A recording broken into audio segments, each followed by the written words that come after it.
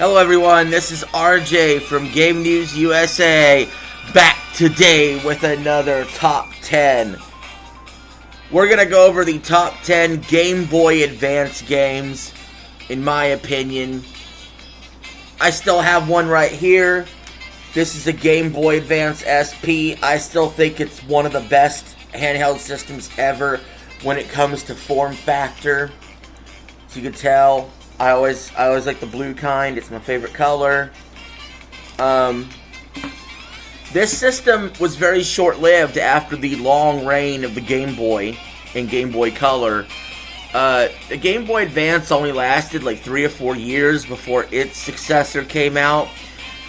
I could tell you that this system sold like 118 million copies in a very short amount of time. I will say, there are a ton of games on here that are just ports of older games, Super Nintendo games, and stuff like.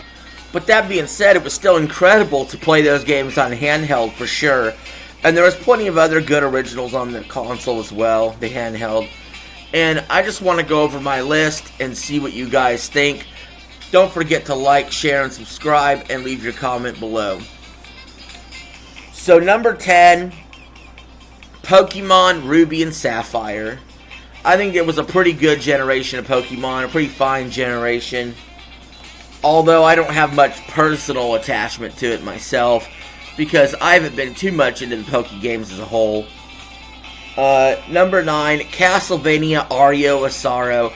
There was like 3 games that came to the Game Boy Advance, and they were all pretty good that were Castlevania games.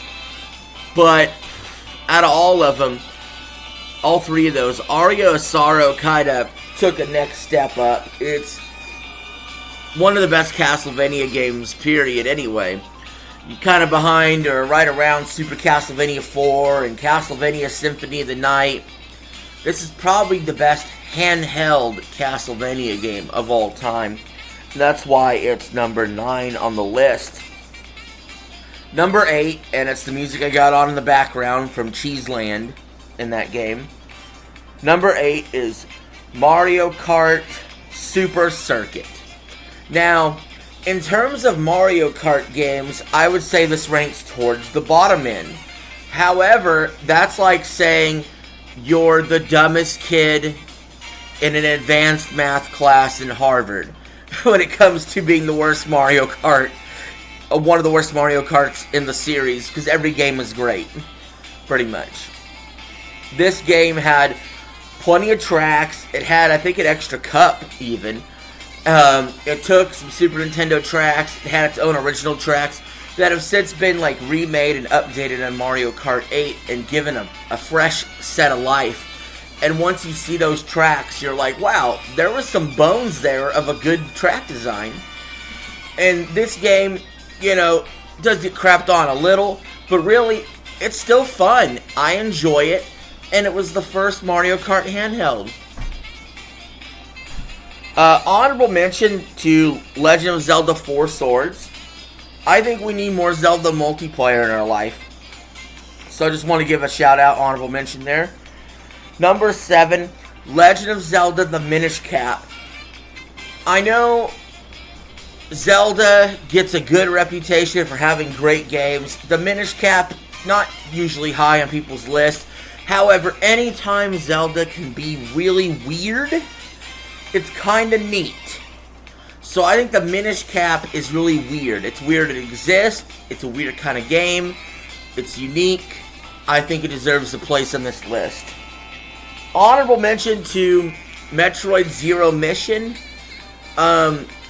Having the first game be remade and more playable has a way to enjoy it in a more modern way and on handheld was a great call. It's much better than the original game that they took the assets from. But number 6 on the list is Metroid Fusion. I gotta go with the original, an original Metroid, an original vision on the GBA. That game's good. It's pretty much Super Metroid on a handheld. What more can you ask for? Number 5, Fire Emblem. Prior to this, Fire Emblem had not been out in the West, but people were excited for some of the characters from Fire Emblem because of Super Smash Bros. Melee. And this was a monumental moment where Fire Emblem got to come to the States, and the game was good. It's sort of brutal, it's sort of punishing because of the permadeath system, but Fire Emblem is number 5 on the list. Fun game, great game. Even more important, we got the series to start coming to the USA. Number 4, Mario Golf Advance Tour. This is possibly one of the best golf handheld games you could ask for. You know, Mario and his friends, and just batting around the golf ball, and in unique settings. It's fun, it's pick up and play, it's golf. But there is one Mario sports game better than that. I'm talking about number 3 on the list, Mario Power Tennis. I sunk so much time, probably played this game more than any other game on the Game Boy Advance, into building my character and competing in different cups and trying to progress and completing challenges. Mario Tennis Power Tour, I used to bring this very Game Boy Advance SP to school. I was in high school when I played this. I would bring this to school, and when I could play it, I would play it. Under my desk, in the lunchroom, you name it. My freshman year, I was playing Mario Tennis right here. I think I had a silver one of these too at one point. Number 2, Mario and Luigi Superstar Saga. What more can be said? This is a great RPG. It's a great franchise. And this game was awesome to have. Like, you had the great Paper Mario games on console, but Mario and Luigi RPG was the handheld game, the handheld Mario RPG. And I am super excited to see Mario and Luigi RPG series continuing with Mario and Luigi Brothership on the Switch. The same year Paper Mario Thousand Year Door got remade on the Switch. We are living in a nirvana of Mario RPG era, including getting Super Mario RPG back. All within a 12-month span, these 3 games releasing. And I'm very excited. But Mario and Luigi really started here with the RPG series on the handheld. Mario and Luigi Superstar Saga. Great game, check it out. I have some honorable mentions before we get to number 1, because the 4 Super Mario Advance games are absolutely enjoyable, especially on the handheld, playing it on the bus going home from school, or playing it at home, or playing it at school. You know, replaying these classic platformers, but on the handheld in its most crisp, best version possible. Some honorable mentions are Super Mario Advance 1, 3, and 4, which is Mario Bros. 2, 3, and Yoshi's Island. And all of those were great to replay. I played a lot of Super Mario Bros. 3, which was Super Mario Advance 4, on the bus itself. But number 1 has got to be Super Mario Advance 2, Super Mario World. We already know it's one of my favorite games of all time anyway, Super Mario World is. And it's on the handheld. I could play it on the go, and it was a little different. I have a couple criticisms compared to the Super Nintendo version.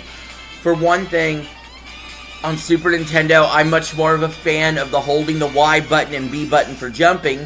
Y button for running, B button for jumping. But obviously, this being a 2-button system, we're back to B for run, A for jump. The only design change I'd make to the Game Boy Advance is I wish it had had 4 buttons. I really do. 4 buttons right here. We would have been gold. But, that's neither here nor there. Because this has a terrific D-pad. Let me start by saying that. But the point is, you also got Luigi with a little bit of a character update. See, in Super Mario World, he was exactly the same as Mario. Basically, just swap out the sprite colors. But he had a little bit more flair and character and a little bit different movement and jump height in Super Mario Advance 2. So there are some differences between the versions of the game, and I welcome it. Because anytime I can, like, replay, you know, Super Mario World, and it's even a little bit different, it's like a different experience. So I enjoy playing both versions, the handheld and the console. And that's why they're #1 on Super Nintendo, and it's #1 on Game Boy Advance, and #1 in my heart. So with that being said, guys, that's the end of the video. Thank you all for watching. Peace. I'm out. Have a good one.